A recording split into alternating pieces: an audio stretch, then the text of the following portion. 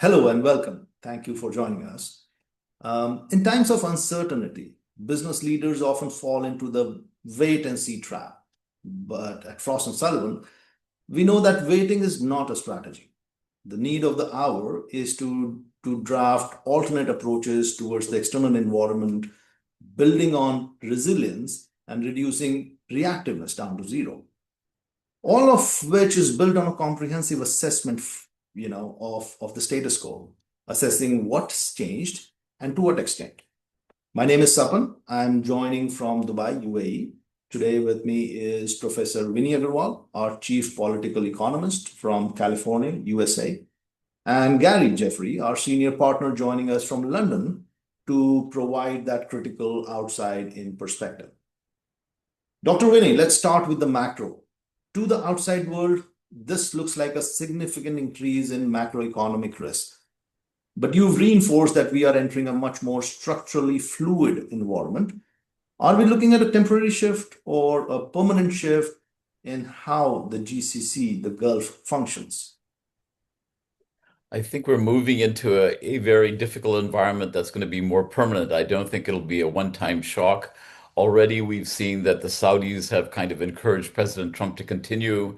As you know, the Iranians, the current Iranian regime, since the fall of the Shah back in 1979, have tried to survive. They've been trying to develop nuclear weapons, which they see as essential to their survival. Look at North Korea, it has nuclear weapons and no one attacks North Korea. So they've been trying to develop nuclear weapons. And until they do that, and maybe there might be more stability, as one of my colleagues wrote about this, they're going to use asymmetrical efforts. And those asymmetrical efforts include attacking civilian targets, attacking ships, and the like. And they've been able to use their missiles and their drones to actually quite successfully fend off the United States. So the United States obviously has massive military power, but with some of these asymmetric tools, you can create a lot of havoc, as we've seen in Doha, Dubai, and other places by just launching these drones. And what's very striking is that to knock down these drones, we can do it. The United States can do it. The Israelis can knock down drones, but the cost ratio is incredible. So the drones are so cheap, and yet it's so difficult to knock them down. Technologically, it's not difficult, but cost-wise, it really is very expensive. And therefore, I think the Iranians, in this sense, realize that they can just keep going even if they don't have that many conventional military power, but they do have this asymmetrical power that they can use. True, and I believe what's also hitting the supply chain, especially in the industrial sector, is the lack of predictability as to how things are Right. evolving. When everybody is watching the Strait of Hormuz right now, Yeah. given that 20% of the global oil passes through that corridor, how much economic statecraft is at play here? Is the disruption of shipping an inadvertent side effect, or is it being used as a primary strategic instrument?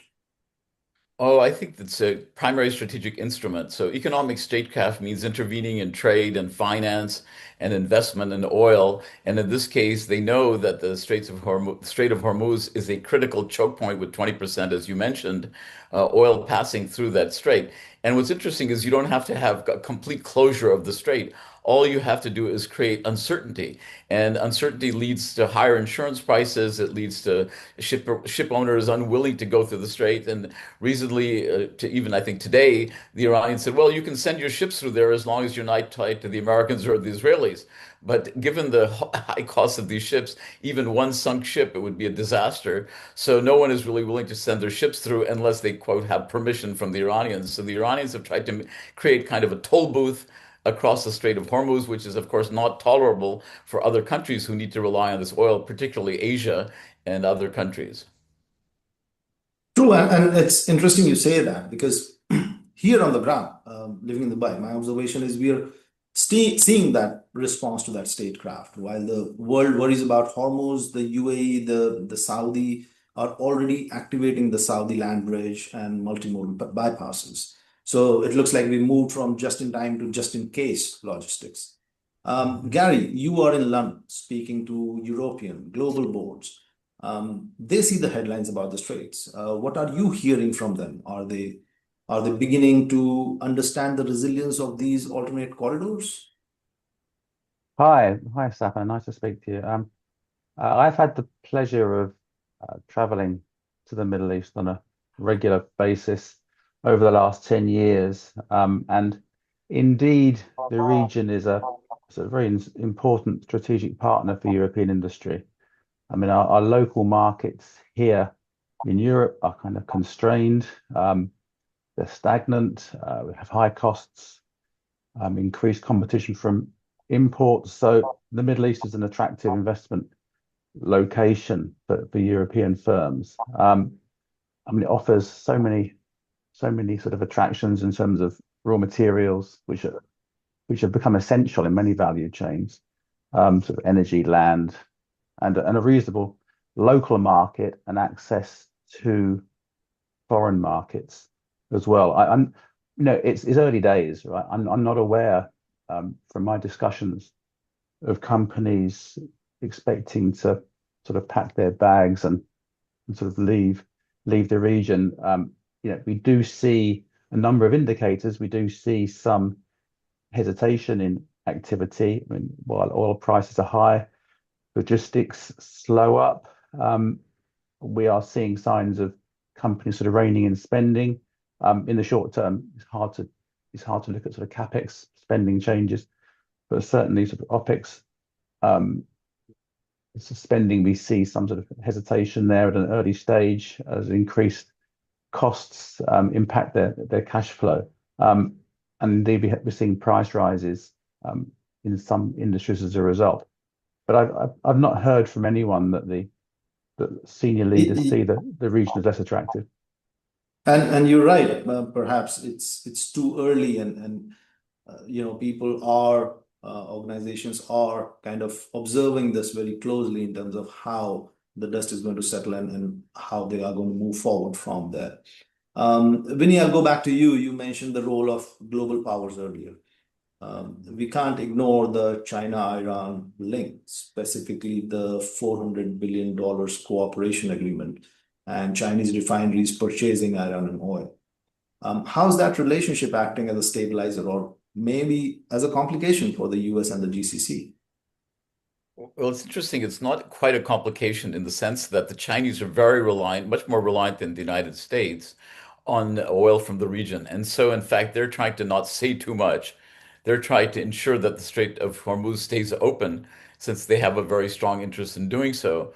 And they want to make sure that there's not a further expansion of this conflict, which will really undermine their situation. China is heavily interdependent, dependent on oil from the region, and therefore they can't really afford to have essentially an all-out regional war.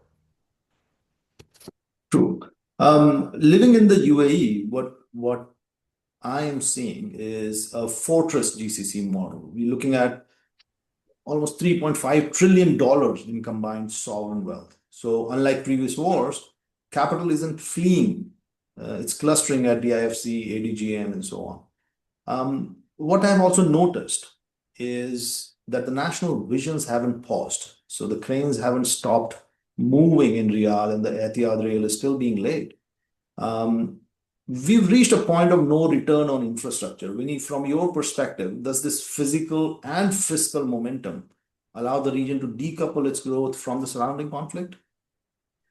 I don't think it can decouple, but I think growth will continue in this region. I think it really depends on what scenario we're looking at. I mean, if we have a situation where we have contained escalation, we've seen somewhat limited strikes right now, and we've had, of course, the Saudis have been able to block those missiles for the most part and drones, and Qatar and UAE as well. The real question becomes is if this starts becoming much more of like the worst scenario, a regional escalation involving all the countries, maybe Saudi and other countries deciding to attack Iran as well.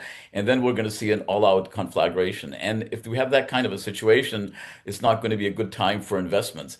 I actually don't think that's likely. I think what's more likely, and we've seen President Trump is already talking about making a deal with Iran. I think we're going to see a kind of gray zone conflict. So President Trump likes to do these things. He's sending troops to the Middle East, but he's not using them yet. At the same time, he's trying to have a negotiation. But from the Iranian perspective, they've been quite successful in harassing shipping. So they have the upper hand, at least on the Strait of Hormuz, and they can use that. And I think that's why the Saudis are quite upset because they really want a change of regime, unlike just simply disarming Iran, because they know that the current regime can continue to harass shipping, which is bad for Saudi, which is bad for the UAE and the like. So I think that's the real question is which of these three scenarios we're likely to end up in, which will affect further foreign investment in the region as well as domestic investment by sovereign wealth funds also investing in their own countries. Of course. And very interestingly, you talked about the gray zones and the scenarios. I'll just get to that, but before that, over to you, Gary. You deal with global industrial clients daily. So while headlines focus on the war zone, are you seeing Western MNCs actually accelerate their localization plans in the GCC to ring fence their operations from global uncertainty? Yes, I think ring fencing is very difficult because although companies have established operations in the Middle East, they're really there just to serve the Middle East um, market or sort of region.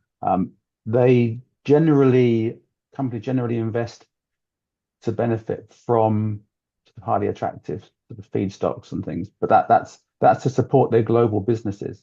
It's not purely for the local market.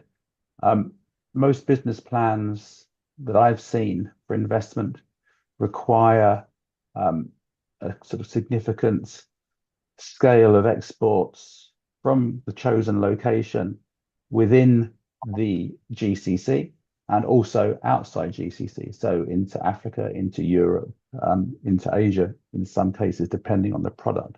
So it's difficult to ring fence completely because people are still operating at a global level. But I think what you can do is you can look at companies who elect to do business in the Middle East and those who for whom there is no choice. So certain industries that I work with, particularly the chemicals industry that I know reasonably well, it really doesn't have a huge amount of choice. It needs to be there for many of the reasons that we've stated earlier.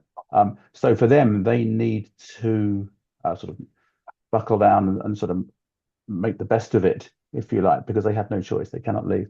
There are other industries which are more elective, where companies seek to invest because there's a growth opportunity. So things like data centers is a classic example, right? So the Middle East is a great landscape, sort of geographically and metaphorically, um, for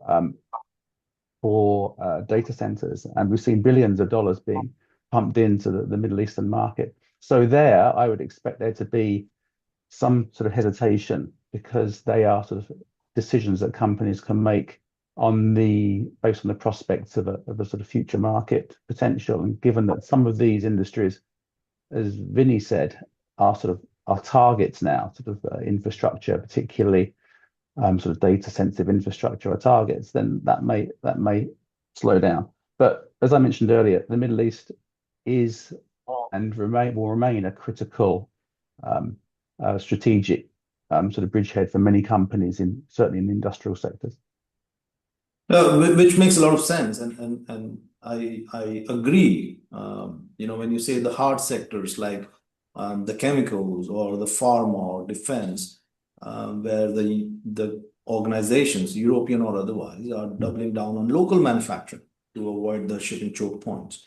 Let's go back a little bit. I wanted to kind of talk about the scenarios and the trajectories.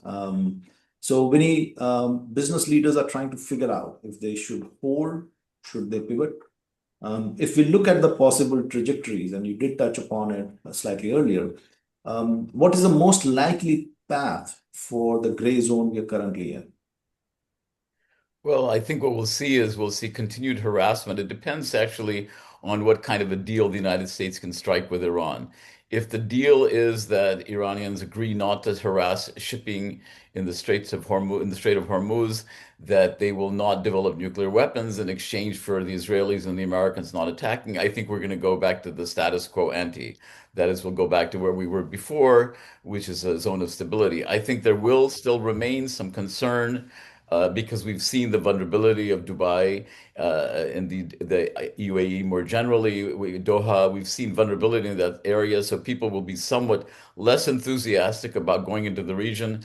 But I think over time, people forget, and I think maybe rightly so that they forget because things will calm down. And I don't see a complete transformation of the Iranian regime, which some people have talked about. If that were to take place, there might actually be an intermediate stage of chaos, and that would be even more disruptive. So it's really, if you get a complete regime which is sympathetic to the other countries in the region or the United States, that would be the optimal outcome. But I don't see that happening. I think that probably the Iranian current regime will be able to stay in power, even though they've lost their leadership. They've just put new leaders in. And we've seen that when you're defending your own country, even if people are attacking you, you have a strong incentive to stay in power, which they do, because the alternative is actually very negative for them. And so then that's why I was saying gray zone, some risk, continued risk, but not an all-out war. Now, if there is a really good deal, and it could happen, then in fact we would go back to much of the status quo ante, but not completely, because the vulnerability of the Gulf has been shown to the Gulf and to the world that there's some danger there. But I think, as Gary was saying, there's a lot of incentives for companies to invest in the region. Obviously, there's obviously the oil, but there's infrastructure that they want to be involved with. They want to be involved with data centers, and companies have been going there. So I think with the access to energy, data centers need lots of energy, as you know, and there's the AI revolution, and therefore I think the Gulf will remain attractive. Of course. But if that gray zone becomes the new normal that you just talked about, what are the early warning indicators that would signal a move towards a total systemic disruption? What should organizations be watching on their dashboards tomorrow morning? Well, I think they need to look at what's happening with commercial shipping, what's happening with insurance rates. Are the proxies engaged in attacks, even though the Iranians say we're not doing it, but their proxies are doing it? We could look at to the extent to which the United States has more military involvement, bringing troops to the region, supporting their bases. And the wild card here, of course, is China.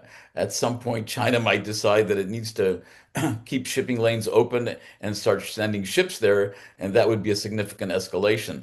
I don't think that's going to happen right now, and I think they're probably working with the United States saying, listen, we need a deal, and they might actually help the United States because it's in their interest more than the United States even to keep the Strait of Hormuz open. Trump sometimes says provocative things, but he's probably right that other countries need to do something. The Europeans have already said they won't cooperate, and this has irritated Trump to no extent. And so he's very upset about that. But in fact, the Europeans are in a much more vulnerable position than the United States. Of course. And one of the, very interestingly, one of the local indicators that I'm kind of watching and recommending is the lead indicator being talent migration. So if we see regional headquarters in Riyadh, in Dubai, continue to staff up despite the war, it signals that the world has accepted the GCC as a stable node. Besides, the requirements for localizations have never been higher. And that goes back to the earlier point of ring fencing. Gary, if Vin is right and this gray zone is our new reality for the next 18 months, let's say, what is the number one operational change you are advising global companies to make regarding their Well, Middle yes, East? yeah. I think it's the obvious answer. So I'll give myself two if that's okay with you. I think the obvious answer is around supply chain management, supply chain resilience. Whether you're in the Middle East or not, in certain industries, you're reliant on the Middle East for sources of sort of feedstocks and inputs. So that, I mean, that's, I think companies are doing that. I mean, when I talk to leaders of companies, procurement, supply chain is critical from an upstream perspective, a supply perspective. But at Frost & Sullivan, we like to help companies grow. That's always our objective, to help firms grow. So I think if you are in the region, if you're established in the region, or even if you're sort of looking in, I think what I would be proposing is to really double down onto the growth strategy, to increase sales, to look at new geographies within the region. In the region, there are 5, 6, 7 high growth, fast developing, energetic economies in the region, and I would be doubling down on building partnerships in these new sort of geographic markets within the region, but also looking at new applications within the markets that you're in. So seeing who else can sort of buy your sort of products and services. So I think, yeah, looking at how to sort of grow within the region. A lot of business plans are dominated by the need to export within the region and outside the region. So certainly within the region, I would be pushing really hard to look for increased sales. That would be my number one, assuming that supply chain management is a given. Of course, and the fundamentals never change. This has been a very vital and interesting conversation. So the takeaways for this new normal seems to be threefold. Number one, GCC is a fiscal fortress. So $3.5 trillion buffer makes the region an anchor in the volatile world. Number two, risk is structural. We may be in a gray zone reality. Geopolitical risk must be embedded in your P&Ls. And what Gary was going for, localize to survive. So manage a conflict. In 2026, you must have your strategy and your leadership on the ground here. Well, Vinny, thank you for your global clarity. Gary, thank you for your outside-in perspective. For our viewers, this is just a teaser of our deep dive advisory. Reach out to us for a private sector-specific briefing. Until then, stay safe and stay strategic. Thank you.